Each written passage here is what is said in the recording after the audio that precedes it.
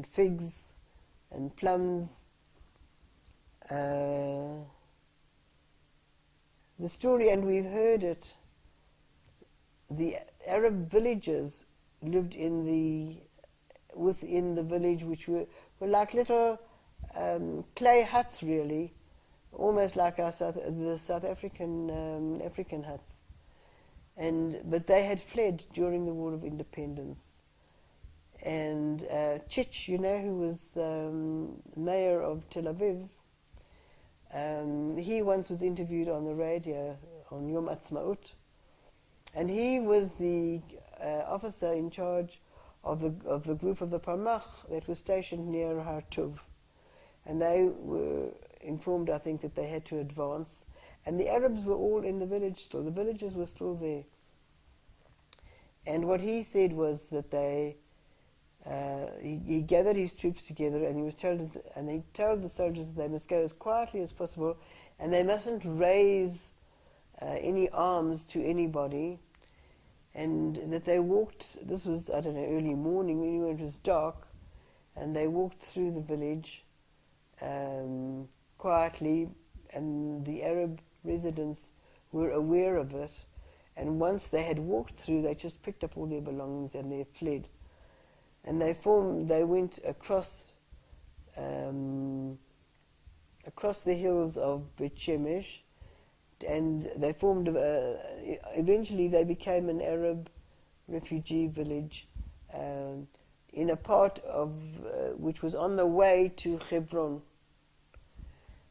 And so it was a bloodless evacuation of the village, but the idea was to create a feeling of insecurity amongst the Arabs, and I don't know, and I don't think Chich himself knew, because he was a young officer at the time, but that was the story. When you got there in 49, or did you get there in 49? We got there in 50. In 50, were there any of the clay huts left, or was there just... They were all there with the sabra prickly fences around them and the fruit trees. We in August always used to go up there with the children at school. I'm talking about a much later period, and pick up the figs. Look, I didn't often go up to that area. We didn't have much transport on the kibbutz in those days, but I think that what happened was there was a problem after the 67 war, because all of a sudden all the prohibited areas were open, and Arabs could come back and see where they once lived, because in the 67 war they all of a sudden came under Israeli control. And so at some time we went up there for an outing, and we saw that the huts had all been raised. And they were really just huts. And also that the Effendi's building, which at the time when we were on the top at Tzorah, had been the laundry and the music room and the library, sort of kibbutz style. Well, we left that when we went to down to the valley, and apparently what happened was there was an instruction how the building was taken down, whether it's just the stones were dismantled, or whether they came with a sort of bulldozer and raised it to the ground. I don't know, but that building was taken away. Much later... You think that was the residents of the village who'd come back and who demolished it? No, nothing like that happened. No, because Israel didn't allow it. So who took it down? I don't know, but probably either the Keren Kayemet or Misrad Plitim. I think it happened all over the country, by the way. All of a sudden, there was a fear, I think, by the leadership that if all these buildings were left standing, the Arabs would come back and claim them.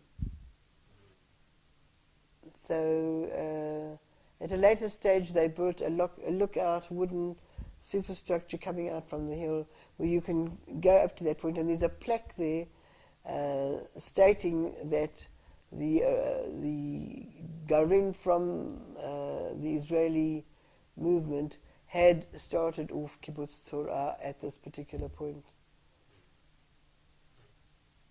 And not long ago, last year, was it last year, 2 years ago?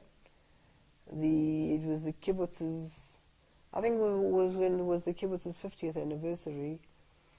There was a walk, tiyul arranged from the kibbutz at the bottom to go up to the old site, and then they got the people to sit in groups, people who were in the original kibbutz up on the hill, and each one told their story. So the people who started the first dairy told about the conditions that they started the dairy, and the people who worked out in the fields had the tractor that they used in those days, and it was a linking of the past with the present. And I think people liked the program, which enabled the children of the kibbutz to get an idea of what the beginnings of the kibbutz were like when their parents first came there. Can you hear me? Yeah, it's fine. It's fine. You're coming through loud and clear. Yeah. What I'm saying makes sense. Makes perfect sense. Yeah. You've never met sort of any of those inhabitants, the Arab. You never sort of chanced to meet which inhabitants? From Surah, from the village. No, they were gone when we came. They'd been. This evacuation took place all over the country during the War of Independence, and it was spelt out.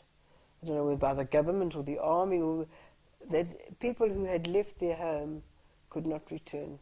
People who had fled from the area under Israel control could not come back. And that applied to Jerusalem with people's expensive properties, and it applied to the villages. And when I was working with the school children, and they were studying the first Aliyah settlement, I'm talking about much later, we went to the different yeshuvim of the first Aliyah, Rehovot, Rishon LeZion, Maskeret Batya. Now, at some of these first Aliyah settlements, the Rothschilds built Batei Knesset, really good buildings. And we went to one at Maskeret Batya, and our madrich had investigated, and he'd found that the bank manager of the bank at Maskeret Batya was the first child who had been born on Maskeret Batya. By the time he came to speak to us and tell us of their experiences, he was already a man of 80. And the interesting thing that he told us was that before the Bilu, the first Aliyah, they had been there for tens of years already. They came at the beginning of the 20th century, the end of the 19th century. And he said that the relationships between the Arab falachim and the kibbutz Aleph, what do they call the first Aliyah? Aliyah Rishona, were very good, and they went to each other's weddings and chagim and brought gifts of food at the different seasons. And he said there were these riots of 1926 and 1929, the Arab riots. So what he said, this bank manager, he said that what happened was the local people were peasants, quiet people, and not politically antagonistic, but there were already then, like there are today, groups of fanatics, young people who were armed, and they spread themselves out, went to their Arab villages, and caused trouble and shot at people and killed people, very similarly, only on a much smaller scale as today. And he said that when the war broke out, which we know happened in other places as well, there the Arabs were settled on Torah. They were just they really didn't have an economy, but here they had an economy. They owned land, And he said that the locals begged them not to leave the country. These people came back after 1967 and said, this is our land, we want it back, which is what they say is happening today as well. You know, this was ours, give it back to us. And the explanation was, look, we told you at the time, don't leave. Where Arabs didn't leave, they stayed in their place, and that's true. But once you left, you can't come back. How does that sit with you? Has that ever been something you've... Yeah, I was just asking you, if that's ever been something that's felt slightly uncomfortable for you, or... You know, Emmanuel, at that time of our lives, we didn't have many facilities. We had radio, we didn't have television. I don't think, we didn't agree to have an English newspaper, so we had a Hebrew newspaper which we read very little of. And the politics of the country at the time, we took it for granted that there's a leadership and an army and they know what's best for us. It was only in the later years that we started questioning whether that had been the right way or not been the right way, and also that we realized how very precarious the situation of Israel was, and it was so threatened